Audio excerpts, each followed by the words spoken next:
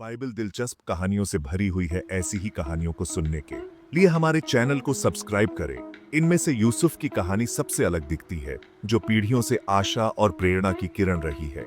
यूसुफ का सफर चुनौतियों और जीत से भरा हुआ हमें याद दिलाता है कि मुश्किल समय में भी परमेश्वर का हाथ हमें उनके उद्देश्य की ओर ले जाता है।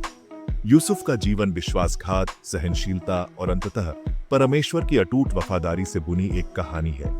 एक गड्ढे की गहराई से लेकर सत्ता की ऊंचाइयों तक यूसुफ की कहानी हमें आस्था को थामे रखने के महत्व के बारे में सिखाती है, तब भी जब जीवन हमें मुश्किलों में डाल देता है। उनकी कहानी सिर्फ एक पुरानी कहानी नहीं है, यह विश्वास और क्षमा की परिवर्तनकारी शक्ति का जीता जागता उदाहरण है। यह हमारे समय के लिए एक कहानी है जो हमें बताती है कि परमेश्वर हमेशा हमारे साथ है, हमारे अच्छे के लिए काम कर रहे हैं। हमारे साथ जुड़े और जाने यूसुफ के असाधारण जीवन के बारे में, एक ऐसे व्यक्ति जिसने परमेश्वर की योजना पर भरोसा करने की हिम्मत की, तब भी जब यह असंभव लग रहा था। याकूब के 11वें बेटे यूसुफ अपने पिता के लाडले थे। यह पक्षपात जो याकूब द्वारा यूसुफ को उपहार में दिए गए भव्य कोट में स्पष्ट था, ने उसके भाइयों के दिलों में ईर्ष्या को जन्म दिया।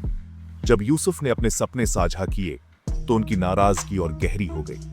प्रतीकात्मक कल्पना से भरे ज्वलंत सपने से पता चला कि यूसुफ महानता के लिए किस्मत में थे, अपने भाइयों पर राज करने के। एक सपने में गेहूं के पूले यूसुफ के पूले के आगे झुक गए, दूसरे में सूरज, चांद और 11 तारे उसे प्रणाम करते हैं। भविष्यवाणी से भरे इन सपनों को उसके भाइयों ने तिरस्कार और अविश्वास के साथ लिया। उन्होंने इन सपनों को एक खतरे के रूप में देखा, जिससे उनके प्रति उनकी नफरत और बढ़ गई। ईर्ष्या के बीज बोए गए थे, उनकी नाराजगी की उपजाऊ जमीन में जड़ें जमा चुकी। यूसुफ को क्या पता था कि ये सपने, उसके भविष्य की ये झलकियां, घटनाओं की एक ऐसी श्रृंखला को गति प्रदान करेंगी जो उसके जीवन के पाठ्यक्रम को हमेशा के लिए बदल देगी। उनकी कहानी एक शक्तिशाली अनुस्मारक के रूप में कार्य करती कि परिवार की सीमा के भीतर ही ईर्ष्या और नाराजगी पनप सकती है, जिससे विनाशकारी परिणाम हो सकते हैं।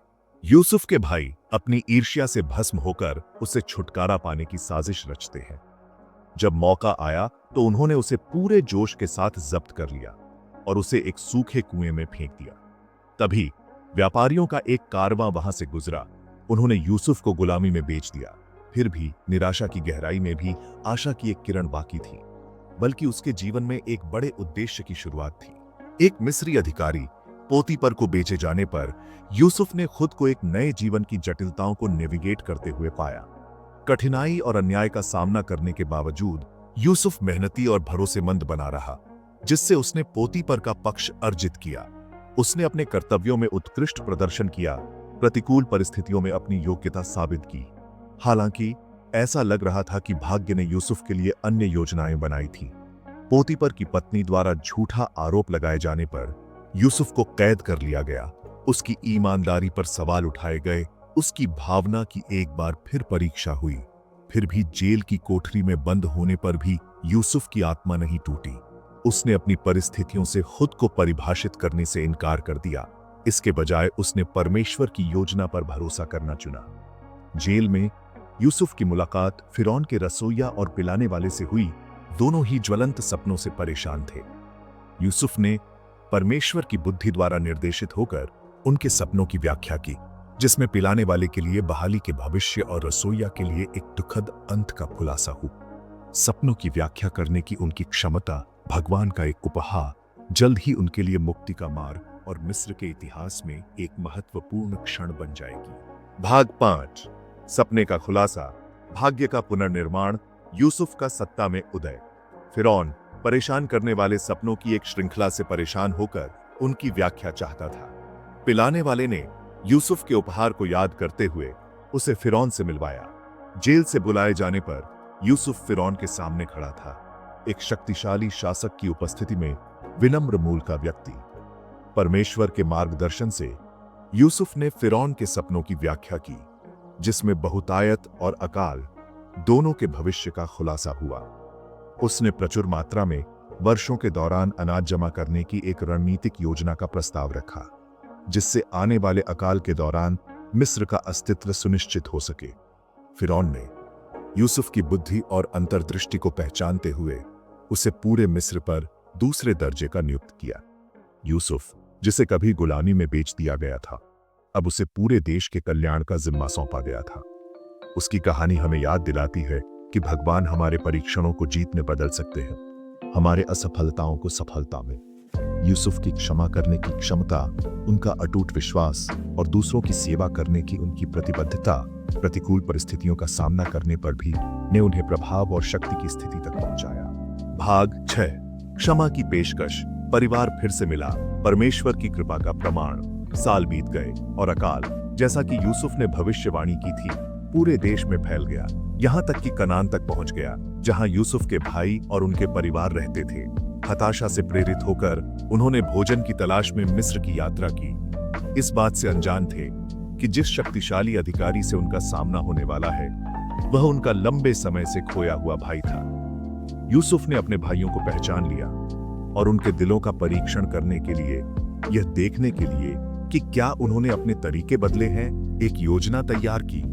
उसने अपनी असली पहचान का खुलासा किया, एक ऐसा क्षण जो भावनाओं से भरा था।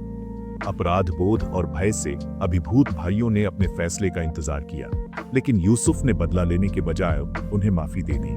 परेशान मत हो और मुझे यहाँ बेचने के लिए खुद पर गुस्सा मत करो, क्योंकि यह जीवन बचाने के लिए था कि परमेश्वर ने मुझे तुम्हारे आगे भेजा।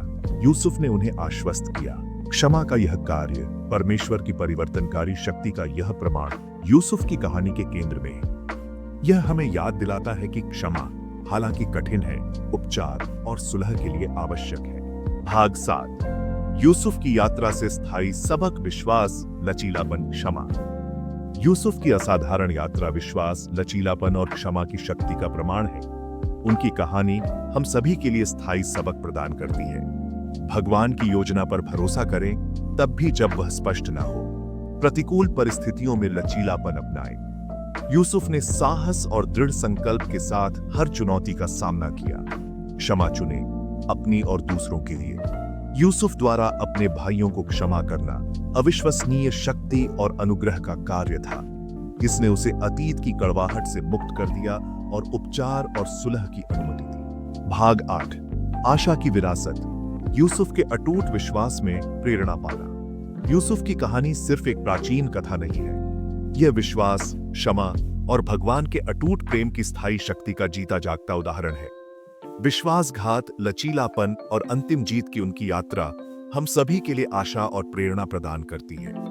कोई फर्क नहीं पड़ता कि हमें किन चुनौतियों का सामना करना पड़ता है, हम यह जानकर सांत्वना पा सकते हैं कि भगवान हमारे साथ है।